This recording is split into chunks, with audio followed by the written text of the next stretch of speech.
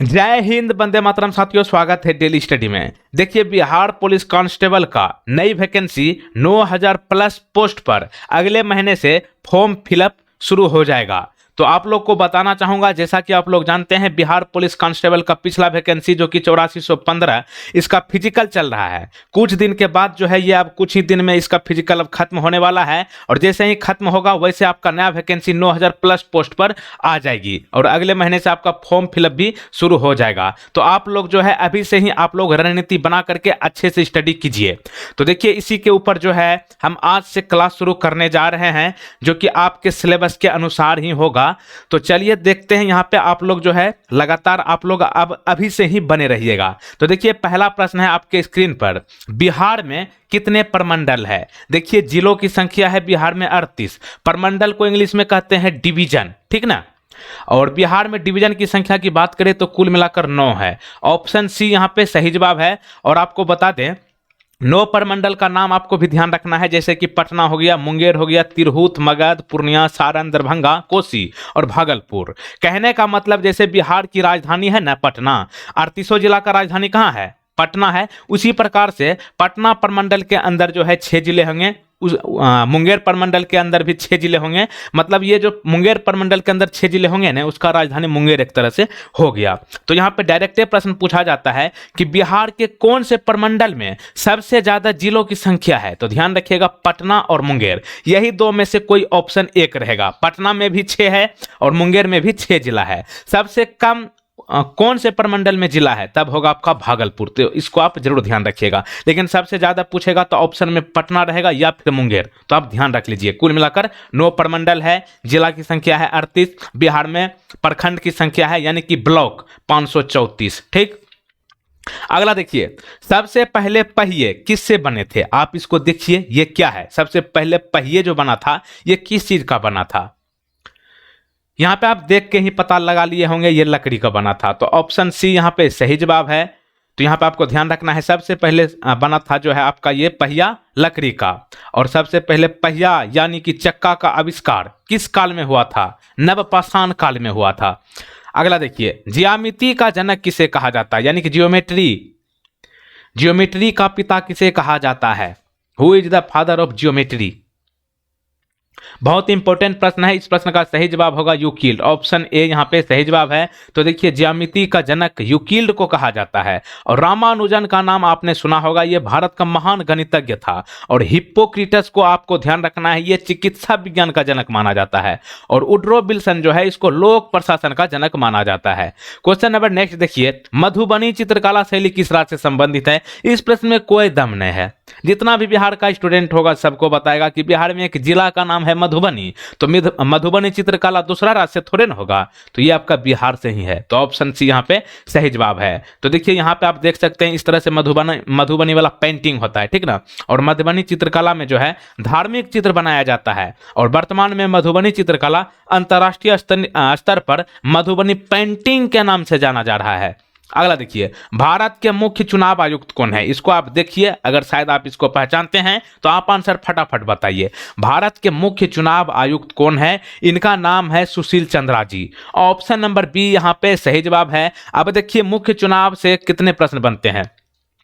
भारत के प्रथम मुख्य चुनाव आयुक्त कौन थे? मोस्ट इंपोर्टेंट, तो ये होगा आपका सुकुमार सेन। प्रथम महिला मुख्य चुनाव आयुक्त कौन थी? रामा देवी। प्रथम मुस्लिम मुख्य चुनाव आयुक्त कौन थे? वाईबी कुरैशी। अच्छा, संविधान के कौन से अनुच्छेद से कौन से अनुच्छेद तक मुख्य चुनाव के बारे में बताया गया है, यानी कि निर्वाचन से संबंधित है? अनुच्छेद 324 से 329 तक।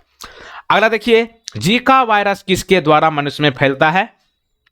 जीका वायरस जो है कुछ ही दिन पहले बिहार में ही हुआ था, इसलिए यह आपको ध्यान रखना है। जीका वायरस जो होता है मनुष्य में मच्छर के द्वारा फैलता है। तो ऑप्शन बी यहां पे सही जवाब होगा। तो देखिए, जीका वायरस को क्यूलेक्स मच्छरों के काटने से होता है, ठीक ना। जीका वायरस जो है कौन सी मच्छरों के काटने से होता है? क्यूलेक्स मच्छर। और जीका वायरस जो है गर्भावस्था में बच्चा को संक्रमित कर सकता है। और सबसे ज्यादा जीका वायरस जो है दिमाग को प्रभावित करता है, यानी कि मस्तिष्क को। अगला देखिए, यहां पे चित्र में मैप देखिए, यहां पे कौन सी नदी कर्नाटक और तमिलनाडु में बहती है? यहाँ पे देखिए ये है कर्नाटक और इधर है तमिलनाडु। ये ब्लू वाला को देखिए, ये कौन नदी है? इस नदी का नाम है कावेरी नदी। तो ऑप्शन सी यहाँ पे सही जवाब है। तो देखिए कावेरी नदी का उद्गम स्थान कहाँ है? कर्नाटक के कोडुगु जिले में है। और कहाँ से निकलती है कावेरी नदी? ब्रह्मगिरी पहाड़ियों से निकलती है। कावेरी नदी की लंबाई कितना है? 800 किलोमीटर है।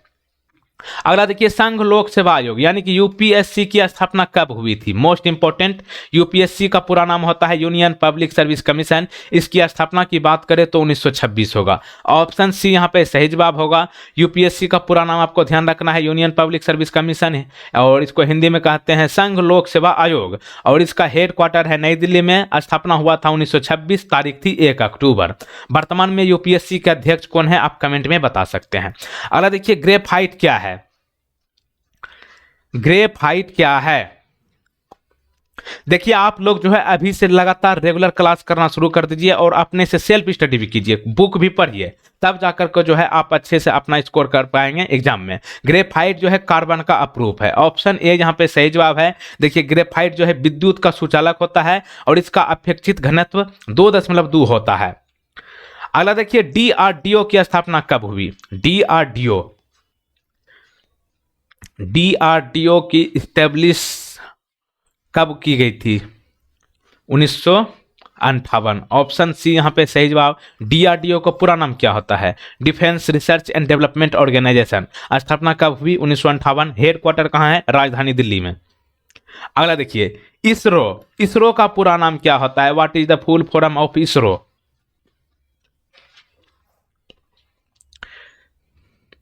इसरो का पूरा नाम की बात करें तो ये होगा आपका इंडियन स्पेस रिसर्च ऑर्गेनाइजेशन। स्थापना कब हुई? ध्यान रखिएगा। स्वतंत्रता दिवस कब मनाते हैं भारत में? 15 अगस्त को। ठीक, तो उसी दिन 15 अगस्त 1969 को हुआ था। कहाँ? बेंगलुरु। बेंगलुरु किस राज्य की राजधानी है? कर्नाटक की। अगला देखिए स्वतंत्रता पूर्व जो है भारत में भारतीय राष्ट्रीय कांग्रेस की पहली महिला अध्यक्ष कौन थी? आजादी के पहले भारत में भारतीय राष्ट्रीय कांग्रेस की महिला पूछा गया है। तो ये हो जाएगा आपका option number C, Annie Besant यहाँ पे सही जवाब है। तो देखिए 1917 ईस्वी के मद्रास कांग्रेस अधिवेशन में एनी बेसेंट कांग्रेस की अध्यक्ष बनी थी। और एनी बेसेंट किस देश की महिला थी? आयरलैंड की। और एनी बेसेंट जो है भारत में होम रूल आंदोलन के जनक है और प्रथम भारतीय महिला अध्यक्ष कांग्रेस की बात करें तो ये होगा आपका सरोजिनी नायडू। ठीक, सरोजिनी नायडू को क्या कहा जाता है? भारत की कोकिला। सरोजिनी नायडू का जन्मदिन कब है? 13 फरवरी। 13 फरवरी को क्या मनाया जाता है? राष्ट्रीय महिला दिवस। किसके जन्मदिन पर? सरोजिनी नायडू के जन्मदिन पर। 8 मार्च को भी अंतर्राष्ट्रीय महिला दिवस मनाया जाता है। ध्यान रखिएगा, 8 मार्च अंतर्राष्ट्रीय महिला दिवस, 13 फरवरी राष्ट्रीय महिला दिवस, जो कि सरोजिनी नायडू के जन्मदिन पर है। और प्रथम भारतीय महिला अध्यक्ष कांग्रेस की यही बनी थी, सरोजिनी नायडू। और 1925 ईस्वी के कानपुर कांग्रेस अधिवेशन में सरोजिनी नायडू अध्यक्ष बनी थी। अगला देखिए ग्लूकोमीटर क्या है? ग्लूकोन डी पीते हैं ना गर्मी में, वो जो बोलते हैं कि रे बाबा लू लग गया, पसीना इतना उतना धूप लग गया, तो क्या पीते हैं? Glucometer, glucose. तो ग्लूकोमीटर से क्या होता है? चिकित्सक उपकरण है। ऑप्शन ए यहाँ पे सही जवाब है। और ये ग्लूकोमीटर से क्या होता है? ब्लड में ग्लूकोज की मात्रा मापी जाती है। और क्रोनोमीटर से क्या होता है? जलयानों में समय का मापा जाता है। डायनोमीटर से क्या होता है? इंजन द्वारा उत्पन्न की गई शक्ति को मापा जाता है। फाइदोमीटर से क्या होता है? समुद्र की गहराई मापा जाता है। और ग्रेविमीटर से क्या होता है? पानी के सतह पर तेल की उपस्थिति को पता लगाया जाता है। मैनोमीटर से क्या होता है? गैस का प्रेशर यानी कि दाब मापा जाता है। आगे बढ़ने से पहले बता दो, वीडियो को फटाफट आप लोग लाइक कीजिए, और जो लोग पहली बार यहाँ पर आए हैं चैनल को तुरंत सब्सक्राइब कीजिए, और सब्सक्राइब करके इस बेल आइकन को क्लिक करके ऊपर यानी कि 3 बेल आइकन में से ऊपर ऑल नोटिफिकेशन को क्लिक करके रखिए, ताकि बिहार पुलिस का जितने भी अपडेट आएगा सबसे पहले आप तक पहुंचे। अगले देखिए विश्व तंबाकू निषेध दिवस कब मनाया जाता है? विश्व तंबाकू निषेध दिवस, टोबैको डे, ये प्रत्येक साल मनाया जाता है 31 मई। ऑप्शन बी यहाँ पे सही जवाब है। इनके अलावा विश्व श्रमिक दिवस कब मनाया जाता है? 1 मई को। विश्व प्रेस स्वतंत्रता दिवस कब मनाया जाता है? 3 मई को। विश्व रेड क्रॉस दिवस कब मनाया जाता है? 8 मई को। विश्व संग्रहालय दिवस कब मनाया जाता है? 18 मई को। विश्व पर्यावरण दिवस कब मनाया जाता है? 5 जून को। विश्व जनसंख्या दिवस कब मनाया जाता है? 11 जुलाई को। कामरूप का प्राचीन साम्राज्य राज्य किस राज्य में है? कामरूप से आप लोग जानते ही होंगे, कामरूप का नाम सुनते ही आपके दिमाग में क्या आना चाहिए? कामरूप है तो असम है, ऑप्शन सी सही जवाब। देखिए कामरूप का साम्राज्य प्राचीन काल में असम राज्य में मौजूद है और कामरूप से ही कामाख्या नाम जुड़ा है। कामाख्या मंदिर कहाँ है? असम में है ना, तो वही है, कामरूपे से ही इसका नाम अटैच है। कामाख्या जो है प्रसिद्ध शक्तिपीठ और तंत्र विद्या का केंद्र है और प्रयाग ज्योतिषपुर जो है असम की प्राचीन काल में राजधानी रही है। और अहोम जनजाति कहाँ पाया जाता है? असम में ही पाया जाता है। बेकिंग सोडा क्या है? बेकिंग सोडा क्या है? बेकिंग सोडा की बात करें तो ये होगा आपका सोडियम बाइकार्बोनेट, ऑप्शन बी। तो देखिए बेकिंग सोडा का रासायनिक सूत्र क्या होता है? NaHCO3 और इसका उपयोग जो है ग्लास निर्माण, कागज उद्योग, धुलाई के लिए घरों में धोवन सोडा के रूप में होता है। अगला देखिए स्वेज नहर भूमध्य सागर को किस सागर से जोड़ती है? स्वेज नहर भूमध्य सागर को किस सागर से जोड़ती है? तो ये होगा आपका लाल सागर, ऑप्शन नंबर बी यहाँ पे सही जवाब। देखिए स्वेज नहर का निर्माण कब हुआ? 1859 ईस्वी में। स्वेज नहर का निर्माण किसने की? फ्रांसीसी अभियंता यानी कि इंजीनियर फंदिनिद द लेपोप्स ने। अगला देखिएगा भारत में राष्ट्रपति के पद की शपथ किसके द्वारा दिलाई जाती है? प्रेसिडेंट जो होता है इंडिया का, इसको राष्ट्रपति बनने के लिए शपथ कौन दिलाते हैं?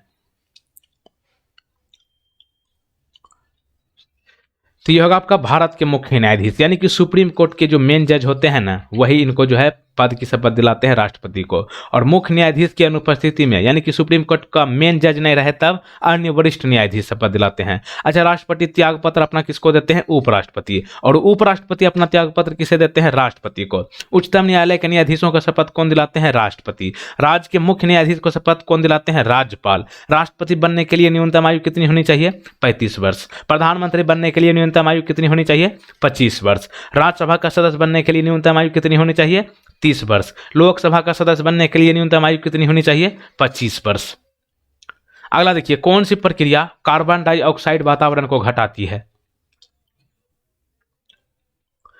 कौन सी प्रक्रिया है जो कार्बन डाइऑक्साइड वातावरण को घटाती है? तो यह होगा आपका ऑप्शन नंबर यहां पर ए, प्रकाश संश्लेषण। अगला देखिए भीमबेटका की गुफाएं कितने साल पुरानी मानी जाती है?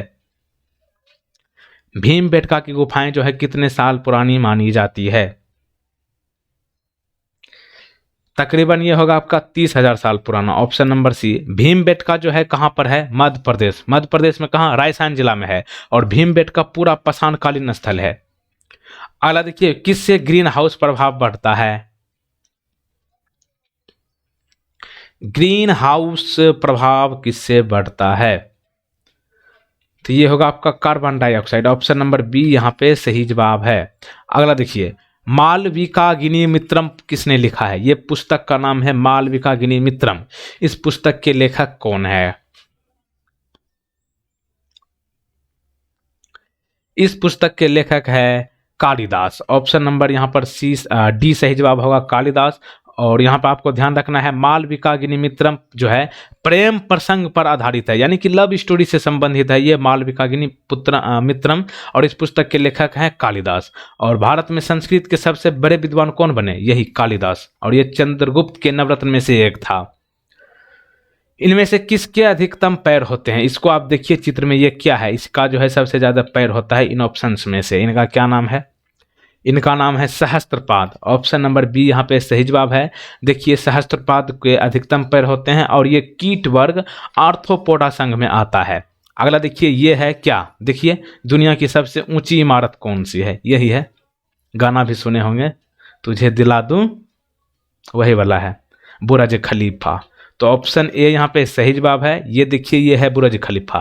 बुर्ज खलीफा है कहाँ? दुबई में है। अच्छा दुबई किस देश में है? ये आप कमेंट बॉक्स में बताइएगा। बुर्ज खलीफा की हाइट यानी कि ऊंचाई कितना है? 828 मीटर। इनमें से प्राचीन संस्कृत शब्दकोश कौन सा है? शब्दकोश मतलब डिक्शनरी, संस्कृत वाला डिक्शनरी का नाम बताइए जो कि प्राचीन है।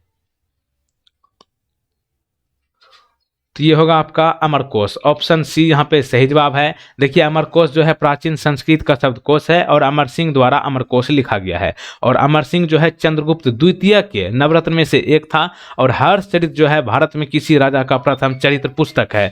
और हर्षचरित जो है बाणभट्ट द्वारा लिखा गया है। तो यहाँ पे आपको ध्यान रखना है, प्राचीन संस्कृत शब्दकोश अमरकोश है, ऑप्शन सी। अब एक प्रश्न आपके लिए है, उच्चतम न्यायालय यानी कि हाई कोर्ट के न्यायाधीशों की सेवानिवृत्ति की उम्र क्या है? यानी कि उच्चतम न्यायालय के न्यायाधीश जो होते हैं इसका रिटायरमेंट एज बताना है आपको कि कितना है, नीचे कमेंट बॉक्स में। और पिछला वीडियो आपने नहीं देखा है तो आप जरूर देख लीजिए। और यहाँ पर आपको बिहार पुलिस के लिए स्पेशल प्ले लिस्ट मिल रहा है, उसको आप जरूर देख लीजिएगा। वहाँ पर आपको बिहार पुलिस के जितने भी अपडेट या फिर क्वेश्चंस जितने भी आता है पिछले साल नए साल सब का क्वेश्चंस वहाँ आपको बिहार पुलिस का मिल जाएगा। यहाँ पे प्ले लिस्ट है, उसको आप जरूर देख लीजिए। जय हिंद, वंदे मातरम। और आज की वीडियो को शेयर जरूर करें ताकि ज़्यादा से ज़्यादा लोग हमारे पास जुड़े और क्लास को जो है रेगुलर रखें।